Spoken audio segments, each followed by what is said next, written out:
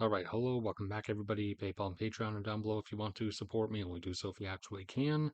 And if you want access to the graphs used in this video, along with hundreds of others of all kinds of different graphs across different similar subjects, then a link in the description will take you to a Drive folder with all of those free to access. So it's time for the monthly OPEC production levels update, starting obviously with the largest OPEC producer, Saudi Arabia, normally a holder of a 10 million barrel per day plateau, one which, if they do return to it, they could hold up until probably 2032, maybe later 2032. And if they abruptly reverse course, like they most likely will at some point, then they will go back to gradually pushing it further and further out, as was the point of them constantly demanding that the production cuts get extended forever and ever. But under the current scenario, they did agree to end the cuts, which ended technically in April, and have been increasing their production. And they have gradually gone from a bit under 9 back up to now just over 9.7 million barrels per day. And among the remaining members of OPEC, as the group has slowly disintegrated over time, not that many of them were even still obeying the production cut quotas, anyways. Only Algeria and Kuwait were really listening and cooperating, and even Algeria had just said that they were going to stop before Saudi Arabia agreed to an official end on the production cuts. So at that point, apart from Saudi Arabia themselves, it would have only been Kuwait who would still be listening anyways. So at that point, it would have effectively or already was just a facade. And among the other remaining members, Algeria had peaked at 1.4 million barrels per day a while back and had declined down close to 1.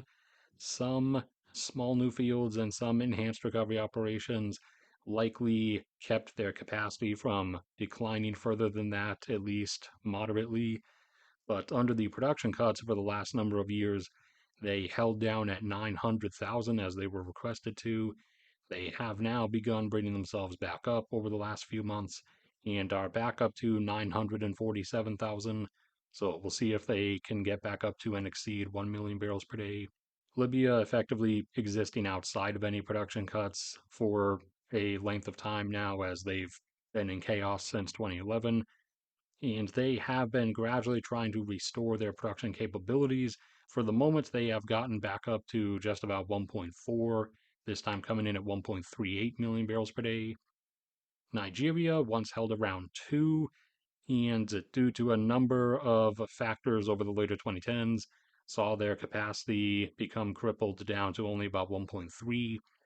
And even as they started restoring some of their capacity in the last year or two, they were told under the group quota to not climb back up past 1.3, even if they've restored their capacity.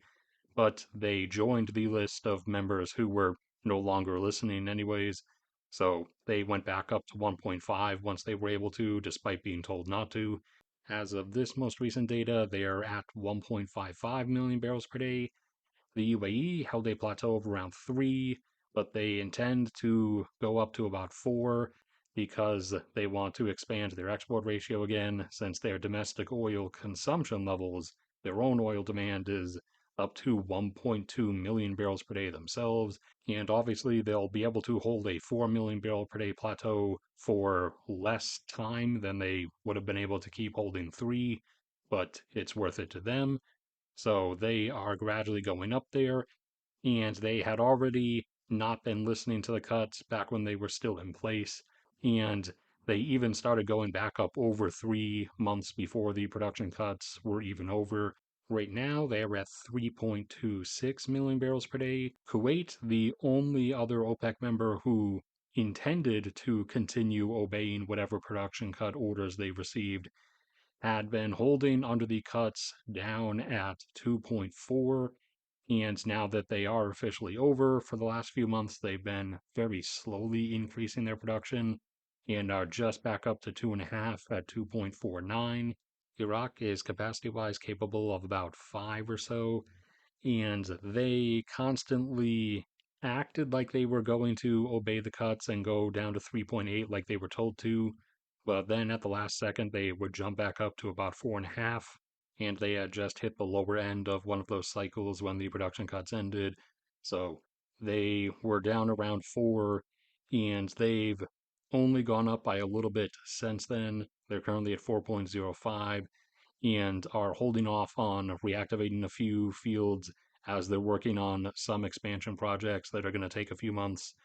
And also, the fields in Kurdistan cannot produce at the moment because the negotiations on the export pipeline through Turkey have fallen through and failed again. Iran once held a 6 million barrel per day plateau. They were never able to restore that after the revolution. They held a 4 million barrel per day plateau instead. And once the sanctions hit and they were unable to export to anybody, they decreased in the late 2010s down to only fulfilling their own domestic consumption levels of about 2 million barrels per day. And then, as the sanctions were eased off, they began increasing their production again, but they could only really get back up to about 3.3 because their fields are so old and degraded in their pressure gradients at this point that being shut off for or held at lower levels for so long really damages them. And even to maintain the rates that they still can, they have to re-inject a lot of natural gas into them to keep them pressurized, which diverts natural gas away from their domestic supplies, which has caused heating issues in the winter and power supply issues in the summer. At the moment, they are falling back down. They got up to a high of about 3.35 or so, and now they're down to 3.22 million barrels per day and falling. Venezuela has held 3 million barrels per day a few times, and they could hold that for many decades, probably about 5 or 6 million barrels per day if the Orinoco Belt was fully exploited.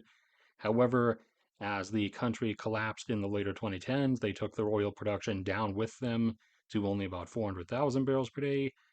And once they allowed Chevron to attempt to assist them, at least in small amounts, their production has gradually, very slowly been brought back up to now 1.1 million barrels per day over the last 3 or 4 years or so. However, in the likely aim of rearranging things and trying to speed up that 3 or even 5 or 6 million barrel per day achievement in production terms, it looks like there's a potential regime change operation in the works, as you can see through another video linked in the corner.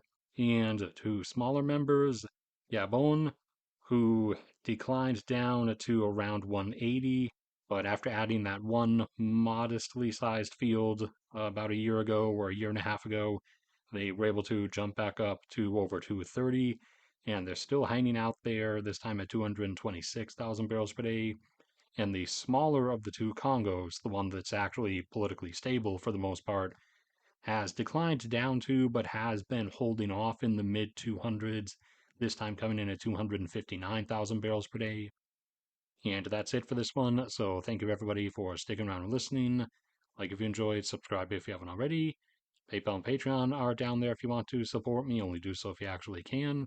There's a link in the description to the drive folder I mentioned with these graphs and all kinds of other graphs that are freely accessible. Any financial support helps with the maintenance and upkeep of those as well. There's links to my photography, to my Blue Sky account, and one in the top pinned comment to my cat's YouTube channel. May God bless and protect all of you, and I will see you all around next time.